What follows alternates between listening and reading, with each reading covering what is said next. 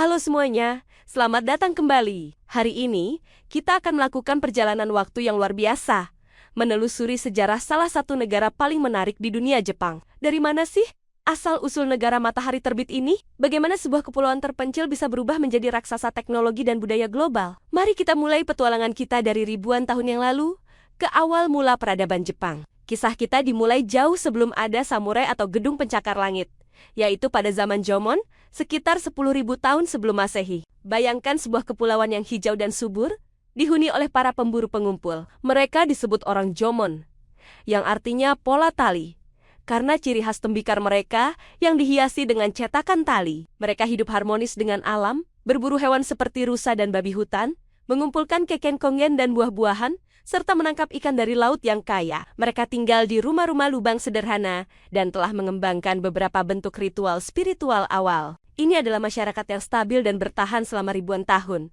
meletakkan fondasi paling awal bagi kehidupan di Kepulauan Jepang. Lalu, sekitar tahun 300 sebelum Masehi, sebuah perubahan besar datang dari seberang lautan. Gelombang pendatang baru dari daratan Asia membawa teknologi revolusioner, pertanian padi di lahan basah dan penggunaan logam seperti perunggu dan besi. Inilah awal zaman Yayoi. Dengan kemampuan menanam padi, masyarakat tidak lagi harus berpindah-pindah mencari makan. Mereka mulai menetap, membentuk desa-desa yang lebih besar dan terorganisir. Populasi pun meledak. Alat-alat logam membuat pertanian lebih efisien dan juga menciptakan senjata yang lebih kuat. Konflik antar kelompok pun mulai muncul untuk memperebutkan tanah dan sumber daya. Dari sinilah cikal bakal negara-negara kecil atau Clan clan yang saling bersaing mulai terbentuk, menyiapkan panggung untuk babak selanjutnya dalam sejarah Jepang. Memasuki abad ketiga Masehi, kita tiba di zaman Kofun.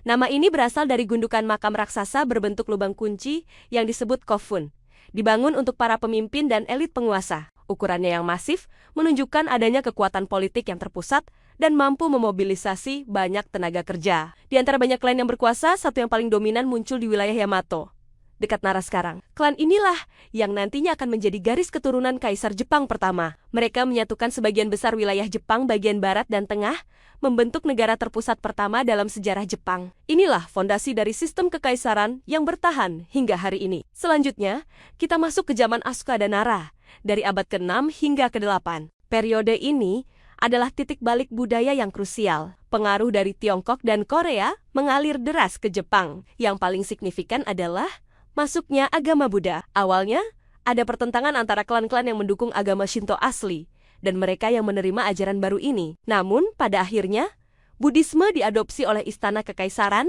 dan menyebar luas. Bersamaan dengan agama, datang pula sistem tulisan Tiongkok atau kanji. Karena Jepang belum punya sistem tulisan sendiri, mereka mengadopsi karakter Tiongkok untuk menulis bahasa mereka. Pemerintah juga meniru model administrasi dari dinasti Tang di Tiongkok, menciptakan ibu kota permanen pertama di Heijō-kyo, atau yang sekarang kita kenal sebagai Nara.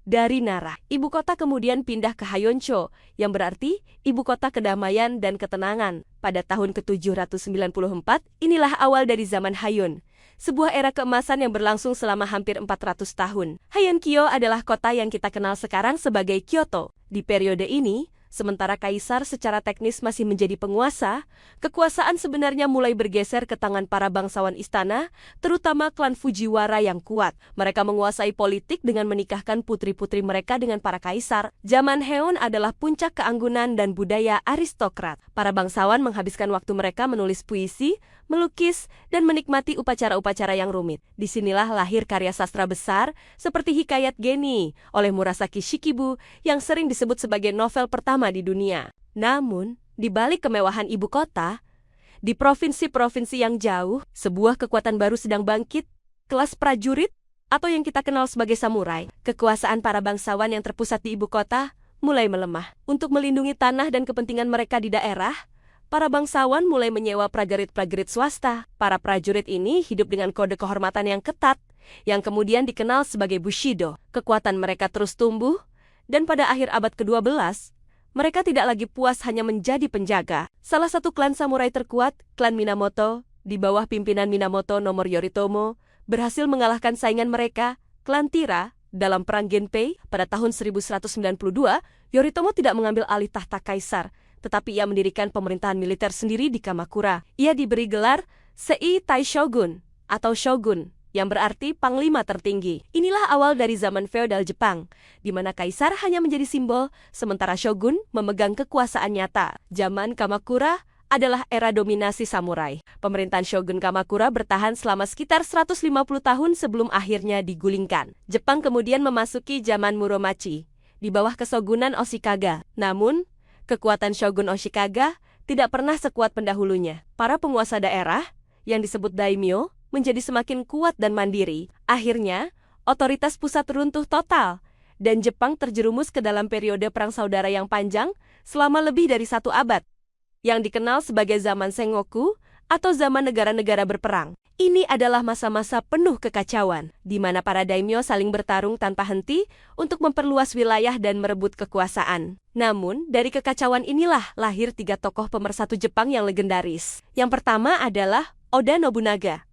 seorang daimyo yang brutal tapi brilian. Dengan taktik militer yang inovatif, termasuk penggunaan senapan api yang baru diperkenalkan oleh pedagang Portugis, ia berhasil menaklukkan sepertiga Jepang. Motonya adalah Tenkafubu, atau memerintah kerajaan dengan kekuatan militer. Namun, tepat di puncak kekuasaannya, ia dikhianati oleh salah satu jenderalnya dan terpaksa bunuh diri. Tugasnya kemudian dilanjutkan oleh jenderalnya yang paling setia, Toyotomi Hideyoshi. Hideyoshi, yang berasal dari keluarga petani, adalah seorang ahli strategi dan negosiator ulung. Ia berhasil menyelesaikan penyatuan Jepang, menaklukkan daimyo-daimyo yang tersisa. Setelah Hideyoshi wafat, kekosongan kekuasaan memicu pertempuran terakhir untuk supremasi. Dalam pertempuran Sekigahara pada tahun 1600, Tokugawa Ieyasu, salah satu sekutu Hideyoshi yang paling kuat dan sabar, keluar sebagai pemenang. 3 tahun kemudian, ia diangkat menjadi shogun, mendirikan kesogunan Tokugawa yang akan memerintah Jepang selama lebih dari 250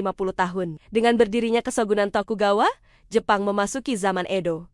Ibu kota pemerintahan dipindahkan ke Edo, sebuah desa nelayan kecil yang sekarang kita kenal sebagai Tokyo. Untuk mencegah perang saudara terulang kembali, Tokugawa menerapkan sistem kontrol yang sangat ketat. Para daimyo diharuskan menghabiskan waktu secara bergantian di Edo dan di wilayah mereka, sementara keluarga mereka disandera di ibu kota. Kebijakan yang paling terkenal adalah Sakoku atau negara tertutup. Hampir semua orang asing diusir, dan orang Jepang dilarang bepergian ke luar negeri. Perdagangan dibatasi hanya dengan Belanda dan Tiongkok melalui satu pelabuhan di Nagasaki. Isolasi ini menciptakan periode perdamaian dan stabilitas yang belum pernah terjadi sebelumnya. Di dalam gelembung ini, budaya Jepang yang unik berkembang pesat. Seni cetak balok kayu atau ukiyo, teater kabuki, puisi haiku, dan upacara minum teh mencapai puncaknya. Kota-kota tumbuh dan kelas pedagang menjadi semakin kaya dan berpengaruh. Namun, kedamaian selama 250 tahun ini akhirnya pecah pada tahun ke-1853, 4 kapal perang uap Amerika di bawah pimpinan Commodore Matthew Perry tiba di Teluk Edo,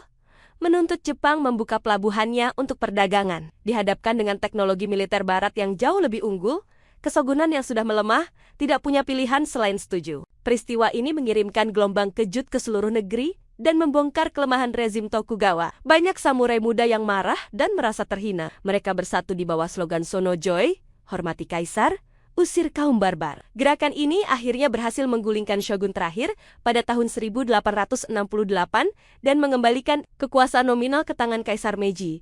Inilah yang disebut restorasi Meiji.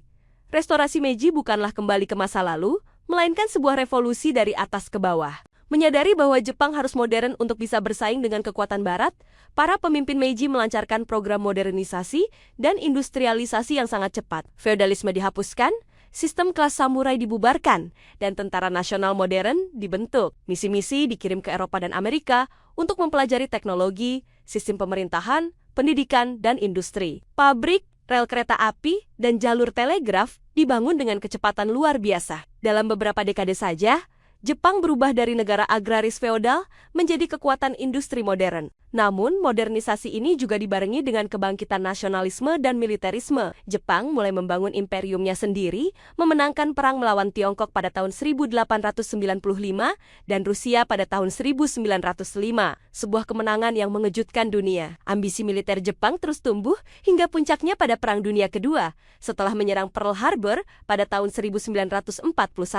Jepang terlibat dalam perang dahsyat di Pasifik melawan Amerika Serikat dan sekutunya. Perang berakhir dengan kekalahan telak Jepang pada tahun 1945 setelah bom atom dijatuhkan di Hiroshima dan Nagasaki. Negara itu hancur lebur dan diduduki oleh pasukan sekutu untuk pertama kalinya dalam sejarahnya. Di bawah pendudukan, Jepang mengalami reformasi drastis. Konstitusi baru yang pasifis dirancang, kaisar kehilangan status dewanya, dan reformasi tanah serta demokrasi diperkenalkan. Namun, dari puing-puing kekalahan, Jepang bangkit kembali dengan semangat yang luar biasa. Dengan bantuan Amerika selama Perang Dingin dan kerja keras rakyatnya, Jepang mengalami keajaiban ekonomi. Fokus beralih dari militer ke industri dan teknologi. Perusahaan seperti Toyota, Sony, dan Panasonic menjadi nama-nama global. Pada tahun 1980-an, Jepang telah menjadi raksasa ekonomi kedua di dunia, terkenal dengan kualitas dan inovasinya. Dan inilah kita hari ini. Jepang modern adalah perpaduan yang menakjubkan antara tradisi kuno dan inovasi futuristik. Anda bisa melihat kuil berusia 1000 tahun berdiri di samping gedung pencakar langit. Anda bisa menyaksikan upacara teh yang hening, lalu naik kereta peluru Shinkansen yang super cepat. Perjalanan sejarah Jepang adalah kisah tentang isolasi dan adaptasi, tentang kehancuran dan kelahiran kembali, tentang ketahanan dan transformasi yang luar biasa. Dari para pemburu Jomon hingga insinyur robotik, semangat Jepang terus berevolusi sambil tetap mempertahankan esensi budayanya yang unik. Terima kasih banyak telah menemani saya dalam perjalanan panjang menelusuri sejarah Jepang ini. Sungguh sebuah kisah yang epik dan penuh pelajaran. Jika kalian suka video ini, jangan lupa untuk like, subscribe, dan nyalakan lonceng notifikasinya agar tidak ketinggalan konten menarik lainnya. Sampai jumpa di video berikutnya.